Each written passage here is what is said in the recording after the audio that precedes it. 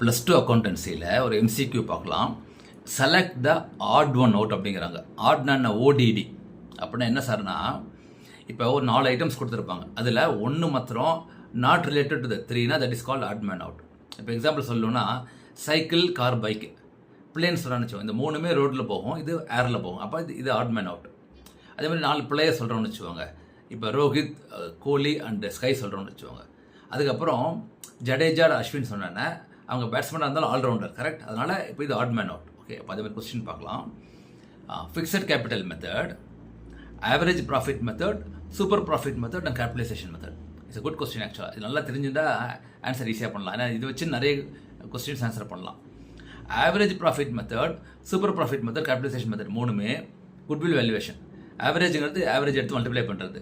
Super ப்ராஃபிட்ங்கிறது வந்து average minus normal profit. Capitalisation மெத்தடுங்கிறது வந்து சூப்பர் ப்ராஃபிட்டை வந்து